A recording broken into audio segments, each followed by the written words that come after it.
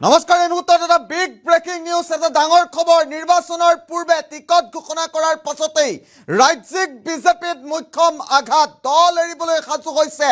নন্দিতা গাৰ্লুছা বিজেপিৰ শক্তিশালী নেত্ৰী শক্তিশালী মহিলা নেত্ৰী নন্দিতা গাৰ্লুছাই দল এৰিবলৈ সাজু হৈছে আৰু টিকট বঞ্চিত হোৱাৰ বাবেই বিজেপিৰ পৰা কংগ্ৰেছত গৈ যোগদান কৰাৰ পূৰ্ণ সম্ভাৱনা প্ৰকট হৈছে কিয় কি কাৰণত বৰ্তমান মুহূৰ্তত নন্দিতা গাৰ্লুছাই দল এৰিছে প্ৰতিটো তথ্য এই মুহূৰ্তত লৈ আহিছো এটা ডাঙৰ খবৰ নিৰ্বাচনৰ প্ৰাক মুহূৰ্তত ৰাজ্যিক বিজেপিত মুখ্যম আঘাত বিজেপি এৰিবলৈ সাজু হৈছে শক্তিশালী মহিলা নেত্ৰী নন্দিতা গাৰ্লুছা বিজেপিৰ মন্ত্ৰী তথা হাফলঙৰ বিধায়িকা আছিল নন্দিতা গাৰ্লুছা টিকট বঞ্চিত হোৱাত বিজেপি এৰাৰ পূৰ্ণ সম্ভাৱনা নন্দিতা গাৰ্লুছাৰ কংগ্ৰেছৰ সৈতে নন্দিতা গাৰ্লুছাৰ যোগাযোগৰ খবৰ আহিছে আৰু শেহতীয়া খবৰ এই মুহূৰ্তত আমি জনাইছো নন্দিতা গাৰ্লুছাই যিকোনো মুহূৰ্ততে বিজেপি দল এৰিব পাৰে নিৰ্বাচনৰ প্ৰাক মুহূৰ্তত ৰাজ্যিক বিজেপিত এক প্ৰকাৰ মুখ্যম আঘাত বিজেপি এৰিবলৈ সাজু হৈছে নন্দিতা গাৰ্লুছা যিকোনো মুহূৰ্ততে ভাৰতীয় জনতা পাৰ্টি এৰিব নন্দিতা গাৰ্লুছাই আৰু বিজেপিৰ মন্ত্ৰী তথা হাফলঙৰ বিধায়িকা নন্দিতা গাৰ্লুছাই যিকোনো মুহূৰ্ততে বিজেপি দল ত্যাগ কৰিব এই মুহূৰ্তত এটা পলিটিকেল ব্ৰেকিং আমি জনাইছো যিকোনো মুহূৰ্ততে নন্দিতা গাৰ্লুছাই বিজেপি দল ত্যাগ কৰিব ডাঙৰ খবৰ জনাইছো ব্ৰেক পলিটিকেল আপডেট আৰু কংগ্ৰেছত যোগদান কৰিব পাৰে নন্দিতা গাৰ্লুছাই কংগ্ৰেছত যোগদান কৰিব পাৰে বিজেপি এৰি যিকোনো মুহূৰ্ততে নন্দিতা গাৰ্লুছাই কংগ্ৰেছত যোগদান কৰিব পাৰে ইতিমধ্যে টিকটৰ পৰা বঞ্চিত হৈছে নন্দিতা গাৰ্লুছা বিজেপিৰ ৮৮জনীয়া প্ৰাৰ্থী তালিকাৰ পৰা নন্দিতা গাৰ্লুছাৰ নাম কৰ্তন হৈছে আৰু নাম কৰ্তনৰ পাছতেই নন্দিতা গাৰ্লুছাই কংগ্ৰেছৰ সৈতে যোগাযোগ কৰিছে বুলি খবৰ আহিছে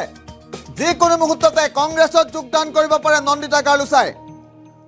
আৰু এই সমগ্ৰ বিষয় সন্দৰ্ভত অধিক তথ্যৰ বাবে মুহূৰ্তত আমি সংযুক্ত হ'ব বিচাৰিছো জ্যেষ্ঠ সাংবাদিক আমাৰ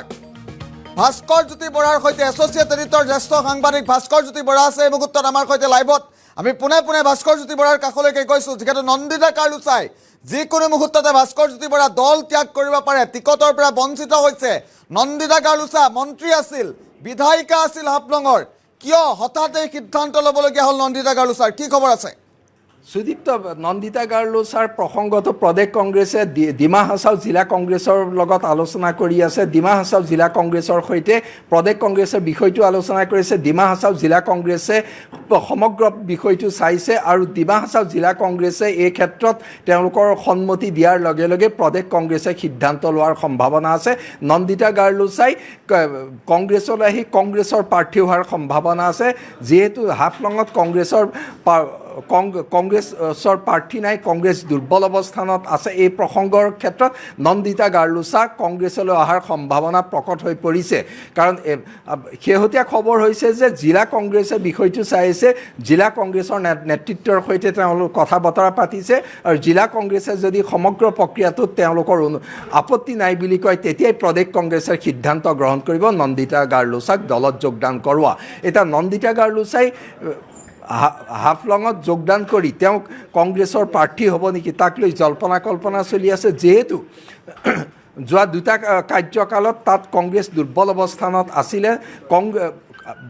ডিমা হাছাও ৰাজনীতিত কংগ্ৰেছ এক প্ৰকাৰ অতি দুৰ্বল অৱস্থানত আছিলে আৰু যোৱা গৌৰৱ গগৈ নেতৃত্ব লোৱাৰ পাছতহে ডিমা হাছাওত কংগ্ৰেছে কিছু গা কৰিব পাৰিছে সেই পৰিপ্ৰেক্ষিতত নন্দিতা গাৰ্লুছা কংগ্ৰেছলৈ অহাত কোনো অসুবিধা নাই কাৰণ কংগ্ৰেছত বিকল্প কোনো নেতা নাই যি নন্দিতা গাৰ্লুছা অহাত বিৰোধিতা কৰিব তেনেকুৱা পৰিস্থিতি নাই টিকটৰ পৰা বঞ্চিত হোৱা নন্দিতা গাৰ্লুছা কংগ্ৰেছ অহাৰ পূৰ্ণ সম্ভাৱনা আছে যিহেতু নন্দিতা গাৰ্লুছাৰ এক ৰাজনৈতিক ধাৰাবাহিকতা আছে তেওঁ মন্ত্ৰী হোৱাৰ আগলৈকে ডিমা হাছাওৰ কাৰ্যবাহী সদস্য আছিলে নন্দিতা গাৰ্লুছা সুদীৰ্ঘকাল ৰাজনীতিৰ লগত জড়িত হৈ আছে তেওঁৰ পৰিয়ালো ৰাজনীতিৰ সৈতে জড়িত হৈ আছিলে সেইকাৰণে ডিমা হাছাওৰ ৰাজনীতিত নন্দিতা গাৰ্লুছাই টিকট নাপালেই আঁতৰি যাব তেনেকুৱা ধাৰণা নিশ্চিতকৈ কৰিব নোৱাৰি কিন্তু কংগ্ৰেছত আজিৰ ভিতৰতে যোগদান কৰে নে নকৰে পিছৰ কথা কিন্তু হয়তো কাইলৈ দিনটোৰ ভিতৰত সকলো কথা ঠিকে থাকিলে তেওঁ কংগ্ৰেছত যোগদান কৰাৰ সম্ভাৱনা আছে এটা কথা এই মুহূৰ্তত সুধিব বিচাৰিছোঁ, যিহেতু প্ৰথমবাৰ বিধায়িকা হৈয়ে নন্দিতা গাৰ্লুচাই মন্ত্ৰিত্ব লাভ কৰিছিল আৰু মন্ত্ৰিত্ব লাভ কৰা নন্দিতা গাৰ্লুচাই এইবাৰ টিকট নাপাই বিজেপিৰ পৰা যোৱাৰ যি খবৰ ওলাইছে, সেই খবৰ যদি সঁচা হয়, যদি বিজেপিয়ে নন্দিতা গাৰ্লুচাক ধৰি ৰাখিব নোৱাৰে, যদি নন্দিতা গাৰ্লুচাই বিজেপিৰ পৰা কংগ্ৰেছত গৈ যোগদান কৰে, সেয়া কংগ্ৰেছৰ বাবে নিশ্চিতভাৱে এক মুখ্য আঘাত, বিজেপিৰ বাবে নিশ্চিতভাৱে এক মুখ্য আঘাত হ'ব। হ'ব, কাৰণ নন্দিতা গাৰ্লুচাৰ তেওঁ ৰাজনৈতিকভাৱে তাত সক্ৰিয় নেত্ৰী আছিলে। তাত ডিমা হাছাওৰ হাফলং সমষ্টিত বিজেপিক গঢ়ি তোলাত তেওঁৰ ভূমিকা আছিলে। কিন্তু এটা কথা, যোৱা লোকসভা নিৰ্বাচনৰ সময়ৰ পৰা দেখিবলৈ পোৱা গৈছিলে যে হাফলং সমষ্টিত নন্দিতা গাৰ্লুচাৰ বিৰুদ্ধে এণ্টি ইনকামবেঞ্চি খুব বাঢ়ি আহিছিলে। বিশেষকৈ তেওঁৰ জনসম্পৰ্ক কম, সমষ্টি মানুহৰ লগত সম্পৰ্ক নাৰাখে, দলৰ কাৰ্যকৰ্তাৰ লগত সম্পৰ্ক নাৰাখে আৰু তেওঁৰ সমষ্টিত চৰকাৰে উন্নয়নমূলক আঁচনিসমূহৰ ৰূপায়ণতো বহুত খেলি মেলি হৈছিলে আৰু বহু আঁচনি ৰূপায়ণ নোহোৱাকৈ আছিলে। সেইকাৰণেহে তেওঁ প্ৰাৰ্থিত্বৰ পৰা বঞ্চিত হৈছিলে। অৰ্থাৎ 2 বছৰ আগৰ পৰা এইটো ধাৰণা স্পষ্ট হৈ পৰিছিলে নন্দিতা গাৰ্লুচাই পুনৰ প্ৰাৰ্থিত্ব নাপাব। তেওঁৰ বিধায়িকা হিচাপে, মন্ত্ৰী হিচাপে তেওঁ দক্ষ নহয়। মন্ত্ৰী হিচাপৰ প্ৰসংগটো বেলেগে, হাফলঙৰ বিধায়িকা হিচাপে তেওঁ দক্ষতাৰ পৰিচয় দিব পৰা নাছিল। কিন্তু দক্ষতাৰ পৰিচয় দিব পৰা নোৱাৰা বিজেপিয়ে টিকট দিয়া নিদিয়া পিছৰ কথা, নন্দিতা গাৰ্লুচাক ডিমা হাছাওৰ ৰাজনীতিত সম্পূৰ্ণভাৱে ওলাই কৰিব পৰা নাযায়। নন্দিতা গাৰ্লুচাই যদি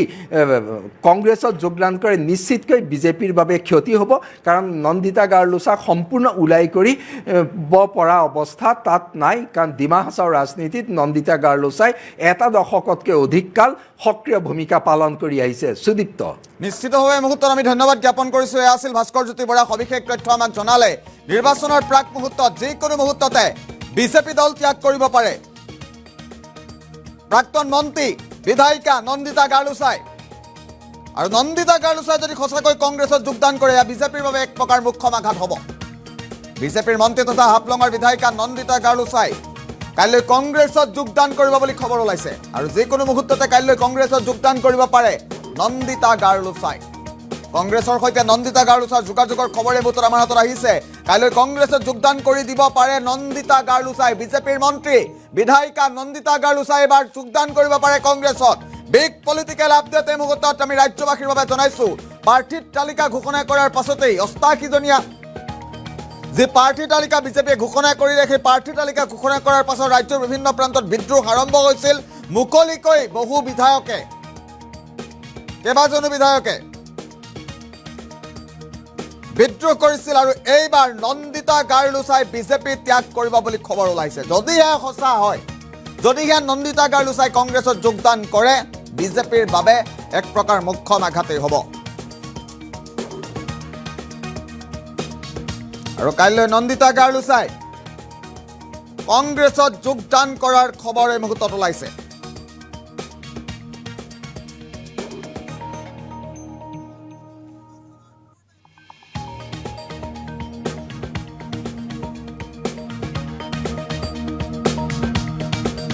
নিৰ্বাচনৰ প্ৰাক মুহূৰ্তত ৰাজ্যিক বিজেপিত এক প্ৰকাৰ মুখ্য আঘাত। কংগ্ৰেছত যোগদান কৰিব পাৰে নন্দিতা গাৰ্লুচাই। বিজেপিৰ মন্ত্ৰী তথা হাফলঙৰ বিধায়িকা আছিল নন্দিতা গাৰ্লুচা। টিকট বঞ্চিত হোৱাৰ পিছতে বিজেপি এৰাৰ পূৰ্ণ সম্ভাৱনা। টিকট বঞ্চিত হোৱা নন্দিতা গাৰ্লুচাই কাইলৈ কংগ্ৰেছত যোগদান কৰিব বুলি খবৰ ওলাইছে।